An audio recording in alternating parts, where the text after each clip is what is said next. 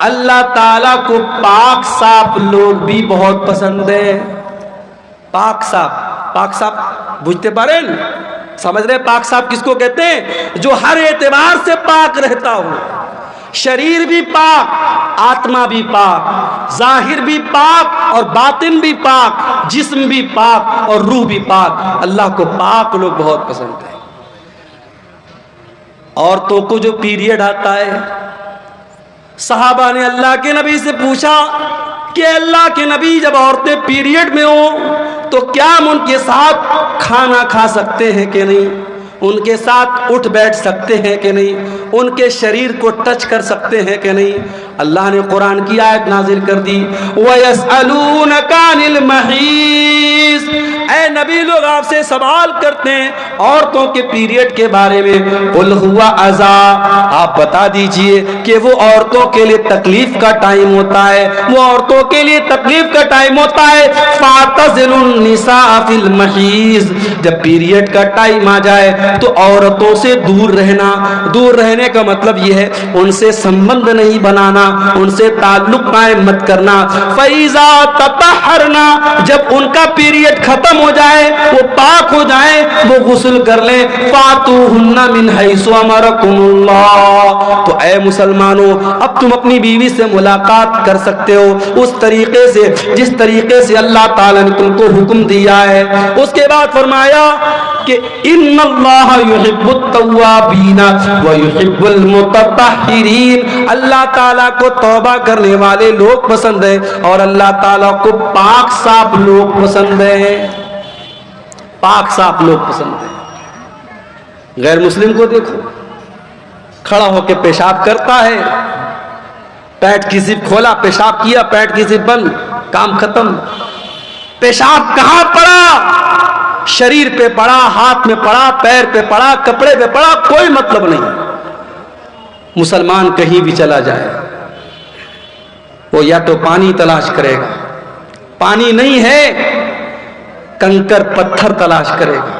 بغیر استنجا کیے، بغیر پاکی اور صفائی کیے وہ پیشاب نہیں کرے گا. اور یہی فرق ہے ہمارے اور دوسروں کے بیچ میں. ہمارے نبی نے ہمیں پیشاب اور پاخانہ کرنے کے آداب بھی بتائے ہیں میرے بھائی، استنجا کرنے کے آداب بھی بتائے ہیں، کیسے استنجا کرنا ہے اور کیسے نہیں کرنا ہے. صفائی ستھرائی ہمارے دین کے اندر. جمعہ کے دن تو غسل کرنا واجب ہے، ضروری ہے، کمپلسری ہے. اکثر علماء کہتے ہیں حدیث کے جو الفاظ ہیں کہ جمعہ کے دن غسل کرنا واجب ہے، اس لیے بلا کسی مجبوری کے اور بلا کسی بیماری کے جمعہ کے دن گنجائش نہیں ہے. جمعہ کے دن تو ہر حال میں آپ کو غسل کرنا ہے. ناپاک ہو گئے آپ، بیوی سے ملاقات آپ نے کر لی، اب شریعت کہہ رہی ہے آپ قرآن نہیں چھو سکتے، آپ نماز نہیں پڑھ سکتے، پہلے جا کر کے غسل کیجئے، پاکی حاصل کیجئے، اس کے بعد آپ نماز پڑھیں. میرے پیارے ساتھیوں، ہمارے دین سے زیادہ پاکی صفائی آپ کو کہاں ملے گی؟ ہمارے دین میں سب سے اہم عبادت نماز ہے اور نماز کے لیے پاکی کا ہونا ضروری ہے. اگر پانی کے ذریعے پاکی ہو رہی ہے بہت اچھی بات ہے. اگر پانی اویلیبل نہیں ہے، اگر پانی نہیں مل رہا ہے، اللہ تعالیٰ قرآن میں کہتا ہے فَتَيَمَّمُوا صَعِيدًا طَيِّبًا، اگر پانی نہیں مل رہا ہے یا تم بیمار ہو گئے ہو اور پانی کا استعمال کرنے سے اور زیادہ بیمار ہونے کا ڈر ہے تو تم تیمم کر لیا کرو، پاک مٹی کے ذریعے پاکی حاصل کر لیا کرو. تو اسلام کے اندر پاکی کی بڑی اہمیت ہے. کپڑا بھی پاک ہونا چاہیے، نماز آپ پڑھ رہے ہیں وہ جگہ بھی پاک ہونی چاہیے، اور سب سے بڑھ کر جسم کو جتنا بھی پاک کر لیا، اگر اندر سے انسان گندا ہے، مشرک ہے اور اندر سے نجس اور ناپاک ہے تو وہ جتنا بھی صابن سے اور شیمپو سے نہا لے کوئی مطلب نہیں ہو سکتا. اسی لیے قرآن کہتا ہے انما المشرکون نجس، مشرک لوگ ناپاک ہیں. فلا یقربوا المسجد الحرام، جو مشرک ہے وہ اے اللہ وہ تو صابن سے نہاتا ہے, وہ تو شیمپو سے نہاتا ہے. اللہ نے فرمایا اس کا شریر تو پاک ہے, اس کا جسم تو پاک ہے, مگر جو اللہ کے علاوہ کسی غیر کے در پہ جا کے سر جھکا رہا ہے اس کا شریر تو پاک ہے لیکن اس کی روح ناپاک ہے, وہ اندر سے ناپاک ہے. ایسا آدمی میرے خانے کعبہ کے قریب نہ آئے. تو اپنے عقیدے کو بھی پاک کرو. ابھی کچھ دنوں پہلے میرا ایک پروگرام تھا بریلی میں. بریلی یو پی کے اندر ایک جگہ ہے اور وہاں کی دو چیزیں بڑی مشہور ہیں. ایک تو بریلی کا پاگل خانہ بہت مشہور ہے اور دوسرے بریلی کا کے اندر ایک درگاہ ہے.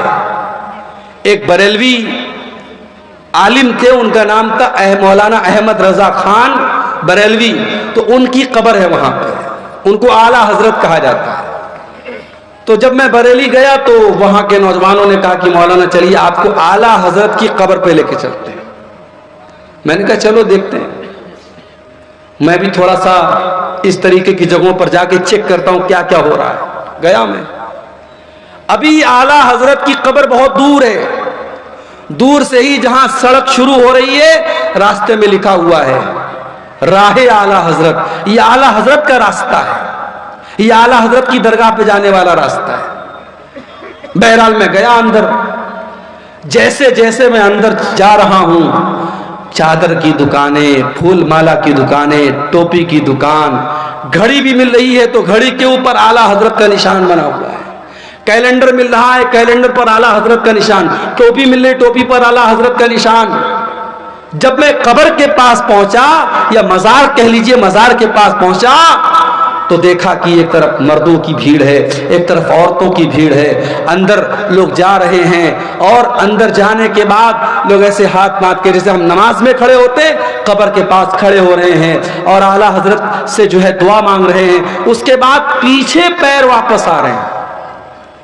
سوچو میرے بھائی, مسجد میں آدمی جاتا ہے تو سیدھے سیدھے جاتا ہے, سیدھے سیدھے چل کے آتا ہے, مگر کسی بزرگ کی قبر پہ جا رہا ہے, اس کی اتنی عزت کر رہا ہے, اس کا اتنا احترام کر رہا ہے کہ سیدھے اگر جا رہا ہے تو پھر الٹے ادھر پیٹ کر کے نہیں آتا ہے بلکہ ویسے ہی لوٹتا ہے تاکہ بزرگ کی بے حرمتی نہ ہو جائے, ان کی بے عزتی نہ ہو جائے. یہ منظر میں نے دیکھا, مجھے قرآن کی آیت یاد آئی, ان اللہ یحب التوابین وَيُحِبُّ الْمُتَطَّہِرِينَ. اللہ تعالیٰ پاک لوگوں سے محبت کرتا ہے.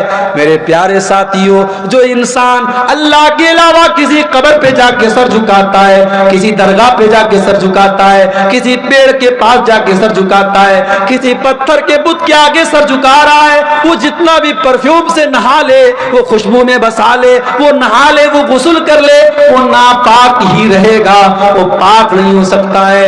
اللہ کیا پاک وہ ہے جس کا دل پاک ہو, جس کا عقیدہ پاک ہو, جس کے دل میں ایمان ہو, جس کے دل میں توحید ہو. اور پاک ہونے کا ایک اور مطلب بھی سمجھ لو میرے پیارے ساتھیوں, آپ کا دل بھی پاک ہونا چاہیے. آپ کے دل میں کسی مسلمان بھائی کے لیے کینہ کپٹ نہیں ہونا چاہیے, کسی مسلمان بھائی کے لیے چھل کپٹ نہیں ہونا چاہیے, کسی مسلمان بھائی کے لیے دھوکہ دھڑی نہیں ہونی چاہیے. اللہ کے نبی کے ایک صحابی ہیں, ایک مرتبہ اللہ کے نبی صحابہ کے ساتھ بیٹھے ہوئے تھے. اچانک آپ نے صحابہ سے کہا, اس دروازے سے ایک ایسا انسان آنے والا ہے جو جنت میں جائے گا, ایک جنتی آنے والا ہے. صحابہ نے اپنی نظریں دروازے کی طرف ٹکا دی, دیکھے کون آ رہا ہے. صحابہ نے دیکھا کہ ایک انصاری صحابی وضو کر کے چلے آ رہے ہیں اور داڑھی سے وضو کا پانی ٹپک رہا ہے اور ہاتھوں میں جوتا چپل لے کے چلے آ رہے ہیں. صحابہ نے سوچا چلو ہوگی ان کے اندر کوئی خاص بات. دوسرا دن پھر آیا, پھر اللہ کے نبی نے فرمایا ایک جنتی آدمی آنے والا ہے. وہی سیم صحابی اسی سیم کنڈیشن میں ہاتھوں میں جوتا چپل لے کے اور وضو کر کے چلے آ رہے ہیں, داڑھی سے وضو کا پانی ٹپک رہا ہے. 3 دن تک لگاتار ایسا ہوتا ہے. ایک صحابی کہتے ہیں میں پتہ لگانے کے لیے اس انصاری صحابی کے پیچھے پیچھے گیا. جب وہ اپنے گھر میں جانے لگے میں نے کہا میرے انصاری بھائی, میرے میرے باپ سے جھگڑا ہو گیا ہے اور میں نے قسم کھائی ہے میں 3 دن تک اپنے باپ کے گھر میں نہیں جاؤں گا. اے میرے انصاری بھائی, کیا 3 دن تک آپ مجھے اپنا مہمان بنا لیں گے؟ کیا اپنے ساتھ اپنے گھر میں رکھیں گے؟ انصاری صحابی نے کہا کوئی بات نہیں, آپ 3 دن تک میرے مہمان بن جائیے.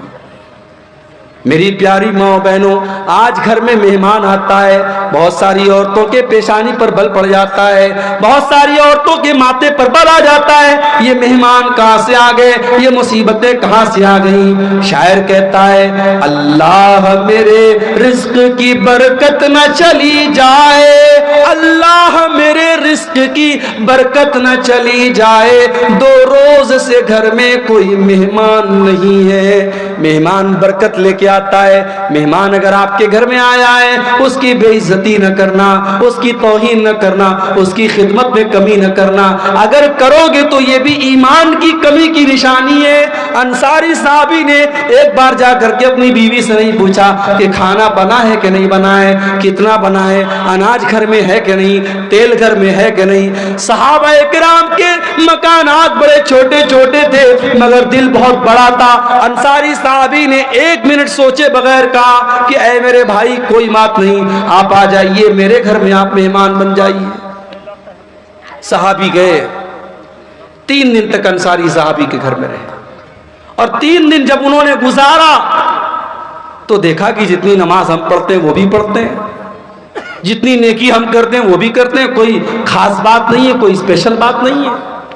جب 3 دن گزر گیا, انہوں نے کہا کہ میرے انصاری بھائی دیکھیے, میرا مقصد یہ جاننا تھا کہ آپ کے اندر ایسی کون سی اسپیشل چیز ہے کہ اللہ کے نبی نے آپ کو لگاتار 3 دن تک جنتی کہا ہے. میں نے 3 دن تک آپ کے گھر میں رہ کر کے دیکھا, آپ کے اندر کوئی اسپیشل چیز تو مجھے نظر نہ آئی. اب آپ بتا دیجئے کون سی خاص بات آپ کے اندر ہے. انصاری صحابی نے کہا دیکھو میرے بھائی, میرے اندر ایسی کوئی خاص بات نہیں ہے, جو ہے وہ تم نے دیکھ لیا, لیکن ایک چیز میرے اندر ہے, لا اجد فی قلبی غشا لأحد من المسلمین, میں اپنے دل میں کسی مسلمان کے ساتھ فراڈ نہیں رکھتا, اپنے دل میں کسی مسلمان کے لیے کینہ نہیں رکھتا, کسی مسلمان کے لیے چھل کپٹ نہیں رکھتا. ولا احسد احدا علی نعمت, اور اگر میرے کسی مسلمان بھائی کو اللہ تعالیٰ نے کسی نعمت سے نوازا ہے, پیسہ دے دیا, دولت دے دیا, عزت دے دیا, شہرت دے دیا, میں کسی مسلمان سے حسد نہیں کرتا. آج سماج کو دیکھ لو, بھائی بھائی سے حسد کر رہا ہے, بھائی بھائی سے حسد کر رہا ہے, پڑوسی پڑوسی سے حسد کر رہا ہے, ساڑو ساڑو سے حسد کر رہا ہے, رشتہ دار سے حسد کر رہا ہے. میرے پیارے ساتھیوں, اللہ تعالیٰ کو پاک صاف لوگ پسند ہیں. اگر آپ چاہتے ہیں اللہ آپ سے محبت کرے, اپنے دل کو چھل کپٹ سے پاک کر لو, اپنے دل کو حسد سے پاک کر لو. اور آگے بڑھیے. اللہ کو ایک اور چیز بہت پسند ہے, اور وہ چیز کیا ہے؟ وہ چیز ہے توکل کرنا, اللہ کے اوپر وشواس کرنا, اللہ کے اوپر بھروسہ کرنا. اللہ نے فرمایا فَإِذَا عَزَمْتَ فَتَوَكَّلْ عَلَى اللَّهِ إِنَّ اللَّهَ يُحِبُّ الْمُتَوَكِّلِينَ. اے نبی, جب آپ کسی کام کا فیصلہ کیجئے تو اللہ کے اوپر بھروسہ کر لیجئے. اللہ تعالیٰ کو ایسے لوگ پسند ہیں جو اللہ کے اوپر بھروسہ کرتے ہیں. آپ لوگ کرتے ہیں کہ نہیں بھروسہ اللہ تعالیٰ کے اوپر؟ بولیں بھائی, کرتے ہیں آپ؟ چلیے ایک حدیث سناتا ہوں آپ کو, پتہ لگ جائے گا کتنا کرتے ہیں. بخاری شریف کی روایت ہے, اللہ کے نبی کہتے ہیں کہ مجھے دکھایا گیا میری امت کا منظر. میں نے آسمان میں دیکھا, بہت بڑی بھیڑ مجھے نظر آئی. میں نے سمجھا یہ میری امت کے لوگ ہیں. مجھے بتایا گیا کہ یہ موسیٰ علیہ السلام کی قوم کے لوگ ہیں. پھر اس کے بعد میں نے اور دیکھا آسمان کے اوپر, چاروں طرف مجھے آدمی ہی آدمی نظر آ رہے ہیں, انسان ہی انسان نظر آ رہے ہیں. میں نے پوچھا یہ کون لوگ ہیں؟ جواب میرا یہ آپ کی امت کے لوگ ہیں, یہ آپ کی امت کے لوگ ہیں, یہ مسلمان لوگ ہیں. اور یہ جتنی بھیڑ آپ کو نظر آ رہی ہے اس میں 70,000 ایسے لوگ ہیں جو بغیر حساب کے اور بغیر عذاب کے جنت میں جائیں گے. ان سے کوئی حساب نہیں لیا جائے گا, ان کو 1 منٹ کے لیے عذاب بھی نہیں دیا جائے گا, ان کو ڈائریکٹ جنت میں ڈالا جائے گا. اتنا بیان کیا اللہ کے نبی نے, چلے گئے. اب صحابہ کرام آپس میں چرچا کرنے لگے, ڈیبیٹ کرنے لگے, بحث کرنے لگے, گفتگو کرنے لگے کہ وہ 70,000 کون لوگ ہوں گے جو بغیر حساب کے اور بغیر عذاب کے ڈائریکٹ جنت میں جائیں گے. کچھ صحابہ نے کہا یہ وہ لوگ ہوں گے جو ایمان کی حالت میں پیدا ہوئے, جنہوں نے زندگی میں کبھی شرک نہیں کیا. صحابہ نے سوچا ہم لوگ تو پہلے شرک کرتے تھے, پہلے گناہ کا کام کرتے تھے, ہم تو نہیں ہو سکتے, ہماری آنے والی نسلیں ہو سکتی ہیں, ہماری اولاد ہو سکتی ہے. کچھ صحابہ نے کہا کہ نہیں, یہ وہ لوگ ہیں جو اللہ کے نبی کے صحابی ہیں, جو اللہ کے نبی کے ساتھی ہیں, جنہوں نے نبی کا ساتھ دیا ہے. صحابہ کرام اپنے اپنے وچار کو پیش کرنے لگے. اتنے میں اللہ کے نبی واپس نکلے. آپ نے پوچھا کیا بات ہے, کس بات پر اتنی بحث ہو رہی ہے, آپ لوگوں کی چرچا کا وشے کیا ہے؟ صحابہ نے کہا اللہ کے نبی ابھی آپ نے بیان کیا 70,000 مسلمان جنت میں ڈائریکٹ جائیں گے بغیر حساب کے, بغیر عذاب کے. اے اللہ کے نبی ہم جاننا چاہتے ہیں وہ کون لوگ ہیں. آپ نے فرمایا 70,000 بغیر حساب کے جنت میں جانے والوں کے اندر 4 کوالٹی ہوگی, 4 چیزیں ہوں گی. هم الذین لا یسترقون ولا یکتوون ولا یتطیرون وعلی رب یتوکلون. ان کے اندر 4 چیزیں ہوں گی. پہلی چیز وہ جھاڑ پھونک نہیں کرواتے ہیں. جھاڑ پھونک دعا پڑھ کر کے جھاڑ پھونک کرنا, دعا پڑھ کے کسی کو پھونکنا, دم کرنا, اس کو جھاڑ پھونک بولتے ہیں. اب جھاڑ پھونک 2 طرح کا ہوتا ہے, ایک صحیح ایک غلط. صحیح کیا ہے؟ قرآن کی آیتوں کو پڑھ کے دم کرنا, نبی کی سکھائی گئی دعاؤں کو پڑھ کے دم کرنا, یہ صحیح ہے. غلط کیا ہے؟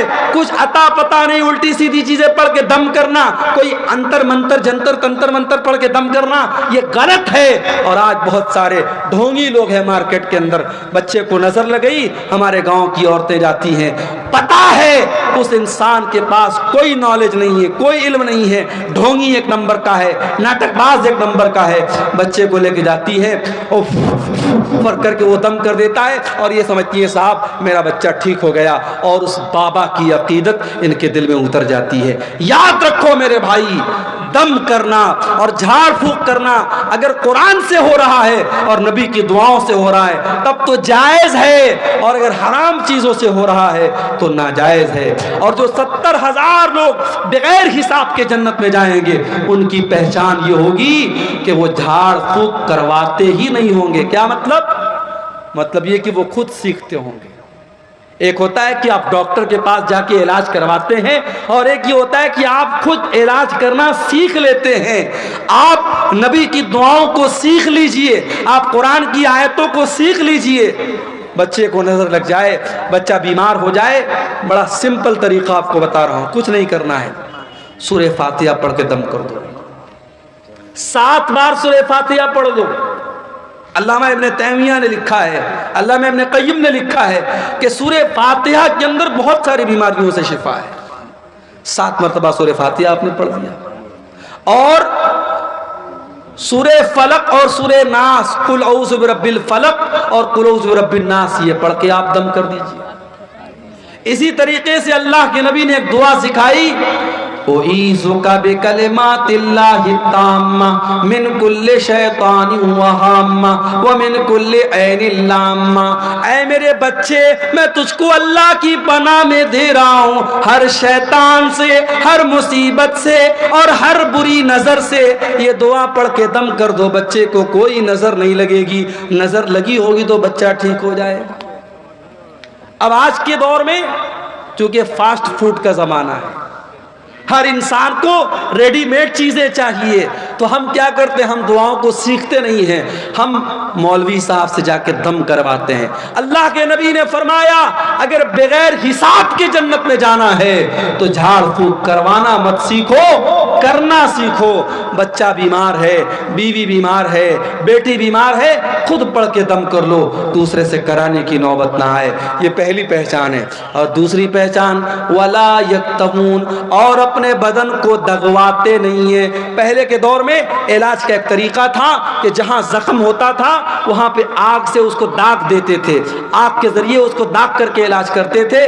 جائز ہے مگر بہتر نہیں ہے۔ اللہ کے نبی نے کہا 70,000 جو بغیر حساب کے جنت میں جائیں گے وہ اپنے بدن کو دغواتے نہیں ہیں۔ ولا یتطیرون، اور وہ کسی چیز سے بدشگونی نہیں لیتے، کسی چیز کو منحوس نہیں سمجھتے۔ جیسے بعض لوگ کیا ہوتے ہیں 3 تاریخ کو شادی نہیں کرتے، 13 تاریخ کو شادی نہیں کرتے، 23 تاریخ کو شادی نہیں کرتے، بعض لوگ محرم میں شادی نہیں کرتے، بعض لوگ گاڑی چلا رہے ہیں سامنے سے بلی گزر گئی تو بریک مار دیتے ہیں، نہیں صاحب بلی نے راستہ کاٹ دیا۔ تو یہ ساری چیزیں بدشگونی ہیں، اور اسلام کے اندر بدشگونی حرام ہے میرے پیارے ساتھیوں۔ اسلام کے اندر کوئی بھی چیز، کوئی بھی جگہ، کوئی بھی انسان سے شگون لینا، برا شگون لینا یہ جائز نہیں ہے۔ اللہ کے وہ 70,000 بندے جو بغیر حساب کے جنت میں جائیں گے وہ کسی چیز سے بدشگونی نہیں لیتے۔ وَعَلَىٰ رَبِّهِمْ يَتَوَكَّلُونَ، وہ 70,000 لوگ اللہ تعالیٰ کے اوپر بھروسہ کرتے ہیں، اللہ کے اوپر وشواس کرتے ہیں، اللہ کے اوپر یقین رکھتے ہیں۔ تو یہ 4 چیزیں اگر ہم اپنے اندر پیدا کر لیں تو ہم ان خوش نصیب لوگوں میں شامل ہو سکتے ہیں جن کو بغیر حساب کے اللہ تعالیٰ جنت میں داخل کرے گا۔ تو اللہ کو توکل کرنے والے، اللہ کے اوپر بھروسہ کرنے والے لوگ بہت پسند ہے۔ اور یہاں ایک بات میں اور بتا دوں، آپ بیمار ہو گئے، آپ بیمار ہو گئے، اب آپ کے پاس 2 راستہ ہے۔ ایک راستہ یہ ہے کہ آپ ڈاکٹر کے پاس جائیں، علاج کروائیں، اور ایک راستہ ہے صاحب ہم ڈاکٹر کے یہاں نہیں جائیں گے، ہم علاج نہیں کروائیں گے، ہمیں بیماری اللہ دیتا ہے، اللہ ہی ٹھیک کرے گا۔ اگر یہ سوچ کر کے آپ ڈاکٹر، غلط ہے، یہ حرام ہے۔ شریعت یہ کہتی ہے آپ ڈاکٹر کے یہاں جائیں گے، آپ علاج کروائیں گے، لیکن ہاں آپ یہ عقیدہ رکھیں گے کہ ڈاکٹر سے ہم علاج تو کروا رہے ہیں، ہم انجیکشن تو لے رہے ہیں، ہم آپریشن تو کروا رہے ہیں، ہم میڈیسن تو لے رہے ہیں، مگر اس دوا کے اندر، اس انجیکشن کے اندر، اس ڈاکٹر کے علاج کے اندر شفا پیدا کرنے والا اللہ ہے۔ اللہ چاہے گا انجیکشن سے ہم ٹھیک ہو جائیں گے، اللہ نہیں چاہے گا انجیکشن لگے گا پھر بھی ہم ٹھیک نہیں ہوں گے۔ یہ عقیدہ اگر رکھا جائے تو یہ توکل ہے میرے پیارے ساتھیوں۔ تو اللہ کی ذات پر بھروسہ بھی کرنا ہے اور اسباب بھی اختیار کرنا ہے، ان دونوں کے مکسچر کا نام توکل ہے۔ اللہ کے اوپر بھروسہ کر کے اسباب کو چھوڑ دینا یہ توکل نہیں ہے۔ اور آگے بڑھیے، اللہ کو اور کیا پسند ہے؟ اللہ کو فرائض کی پابندی بہت پسند ہے۔ فرض نماز، رمضان کا فرض روزہ، فرض زکوٰۃ، فرض حج، اگر اس کی پابندی آپ کرتے ہیں اللہ کو بہت پسند ہے۔ اللہ تعالیٰ فرماتا ہے میرا بندہ جب فرائض کو ادا کرتا ہے، فرض نماز پڑھتا ہے، فرض روزہ رکھتا ہے، فرض زکوٰۃ دیتا ہے، فرض حج کرتا ہے، میرا بندہ میرے قریب آتا ہے۔ اس کے بعد جب میرا بندہ نوافل کا اہتمام کرنے لگتا ہے، نفل روزہ رکھنے لگتا ہے، نفل نمازیں پڑھنے لگتا ہے، نفل عبادتیں کرنے لگتا ہے، میرا بندہ میرے اور زیادہ قریب آنے لگتا ہے، یہاں تک کہ میں اپنے بندے سے محبت کرنے لگتا ہوں، اور جب میں اپنے بندے سے محبت کرنے لگتا ہوں میں اپنے بندے کا کان بن جاتا ہوں جس سے وہ سنتا ہے، میں اپنے بندے کی آنکھیں بن جاتا ہوں جس سے وہ دیکھتا ہے، اور میں اپنے بندے کا ہاتھ بن جاتا ہوں جس سے وہ پکڑتا ہے، اور میں اپنے بندے کا پیر بن جاتا ہوں جس سے وہ چلتا ہے۔ کیا مطلب؟ آنکھ بن جاتا ہوں، کان بن جاتا ہوں؟ اس کا مطلب یہ ہوا کہ جب آپ فرائض کی پابندی کریں گے، نوافل کی پابندی کریں گے، اللہ آپ کے کانوں کی حفاظت کرے گا، اللہ آپ کی آنکھوں کی حفاظت کرے گا، اللہ آپ کے ہاتھوں کی حفاظت کرے گا، اللہ آپ کے پیروں کی حفاظت کرے گا۔ آپ کان سے کوئی غلط بات نہیں سنیں گے، آپ آنکھوں سے کوئی غلط بات نہیں دیکھیں گے، آپ ہاتھوں سے کسی غلط بات کو ٹچ نہیں کریں گے، آپ پیروں سے کسی غلط چیز کی طرف چل کے نہیں جائیں گے۔ جب اللہ محبت کرتا ہے، اللہ آپ کی حفاظت کرتا ہے، آپ کے باڈی اور آپ کے شریر کی اللہ تعالی حفاظت کرتا ہے اور گناہوں سے آپ کو بچاتا ہے۔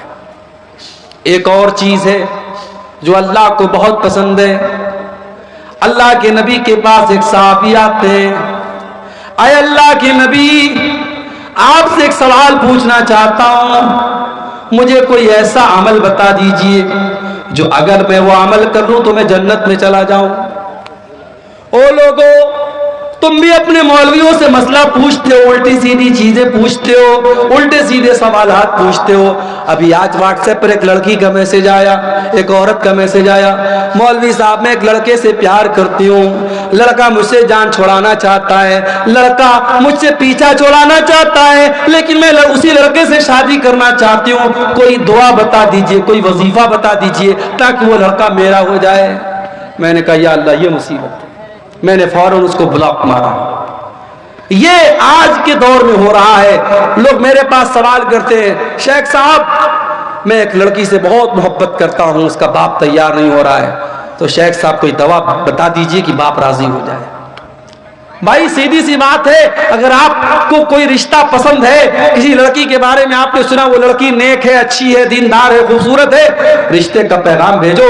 لڑکی کے ماں باپ تیار ہیں، اچھی بات ہے، تیار نہیں تو کام ختم۔ حرام طریقہ اسلام میں نہیں ہے، ناجائز راستہ اسلام میں نہیں ہے۔ اسلام کا یہ کانسیپٹ نہیں ہے کہ آپ پہلے چکر چلائیں اور اس کے بعد شادی کریں۔ تو آج کل مولویوں سے سوالات عجیب و غریب کرتے ہیں۔ بعض لوگ تو اتنے پھالتو سوالات کرتے ہیں کہ سیدھے ان کو بلاک کرنے کا من کرتا ہے۔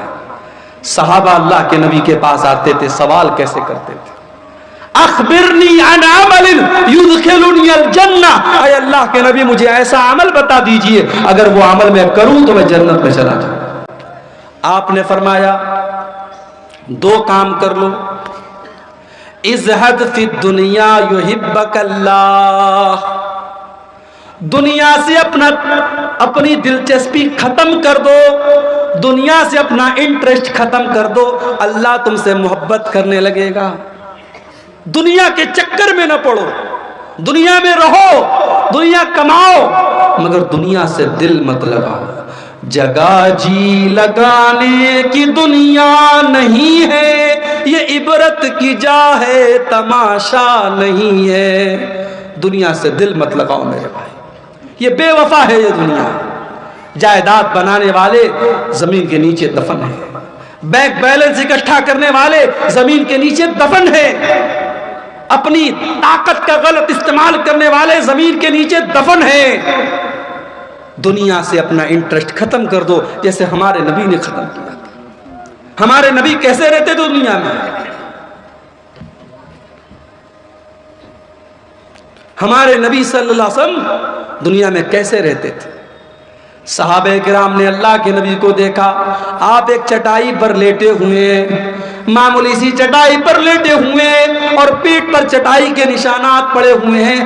آپ نے فرمایا، صحابہ نے کہا اے اللہ کے نبی آپ چٹائی پر لیٹتے ہیں، آپ کی پیٹھ پر یہ نشان پڑ جاتا ہے، ہمیں اچھا نہیں لگتا ہے، اے اللہ کے نبی ہمیں اجازت دیجئے ہم آپ کے لیے گدے کا انتظام کر دیں، ہم آپ کے لیے آرام دہ بستر کا انتظام کر دیں۔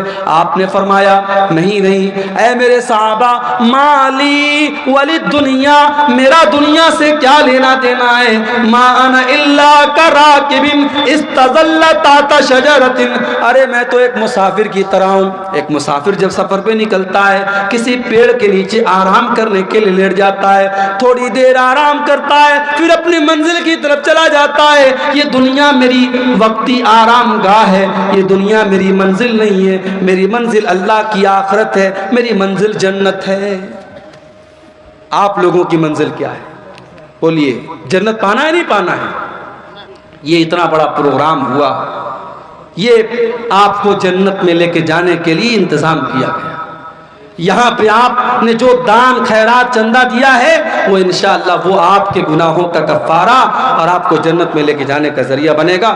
آئیے، رات کا آخری ٹائم ہے، جاتے جاتے اپنی ماں بہنوں سے بھی کہنا چاہوں گا، آپ سے بھی کہنا چاہوں گا، جاتے جاتے اپنی جنت کی تیاری کر کے جائیے، ادارے کے لیے تعاون کرتے ہوئے جائیے میرے بھائیوں۔ اور میں سب کے لیے دعا کرتا ہوں، اللہ جو بھی اس ادارے کو تعاون کر کے جائے اللہ سب کی مغفرت فرمائے اور سب کو جنت کا حقدار بنائے۔ تو اللہ کے نبی نے فرمایا اگر تم یہ چاہتے ہو کہ اللہ تم سے محبت کرے تو دنیا سے بے رغبت ہو جاؤ، دنیا سے اپنا انٹرسٹ ختم کر لو، اور اگر یہ چاہتے ہو کہ لوگ مجھ سے محبت کرے تو لوگوں سے بے پرواہ ہو جاؤ، لالچ مت کرو، لوگوں کے ہاتھ اور لوگوں کے پیسے کی طرف نظر مت ڈالو، لوگوں سے اپنے آپ کو بے نیاز کر لو، لوگ تم سے محبت کرنے لگیں گے۔ لوگ لالچی لوگوں سے لوگ محبت نہیں کرتے، لوگ خوددار لوگوں سے محبت کرتے ہیں۔ تو یہ راز بتایا اللہ کے نبی نے۔ اور ایک آخری چیز بیان کر رہا ہوں، میں سمجھ رہا ہوں کہ آپ کا صبر اور رات کا آخری ٹائم ہے، صبر اور برداشت کی انتہا ہو رہی ہے، کافی دیر سے آپ خطاب سن رہے ہیں، ایک آخری چیز بیان کر کے بات ختم کرتا ہوں۔ اللہ تعالیٰ کو ایسے لوگ بھی بہت پسند ہیں میرے پیارے ساتھیوں، جو اللہ کی راہ میں جہاد کرتے ہیں، جو موقع پڑنے پر اللہ کی راہ میں اپنا سب کچھ قربان کر دیتے ہیں۔ اللہ نے فرمایا سورہ صف کے اندر قرآن کے 28ویں پارے میں ان اللہ یحب الذین یقاتلون صفا کأنہم بنیان مرصوص۔ اللہ تعالیٰ ان لوگوں سے محبت کرتا ہے جو اللہ کی راہ میں۔ کیا ہے ساحل عالم صاحب نے یہ 500 روپے کا چندہ دیا ہے، اللہ ان کے اس چندے کو قبول فرمائے، اللہ ان کی دنیا اور آخرت میں ان کو کامیاب کرے۔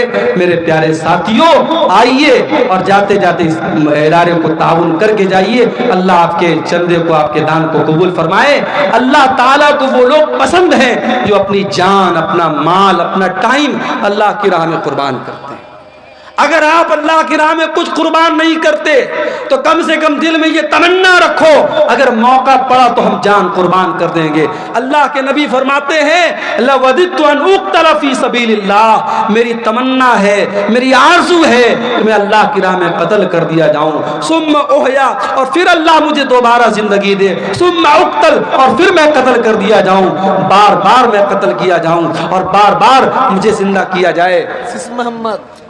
یہ شیش محمد بھائی نے 500 روپے کا تعاون پیش کیا ہے، اللہ ان کے چندے کو بھی قبول فرمائے۔ میرے پیارے ساتھیوں، اللہ کے نبی صلی اللہ علیہ وسلم تمنا کر رہے ہیں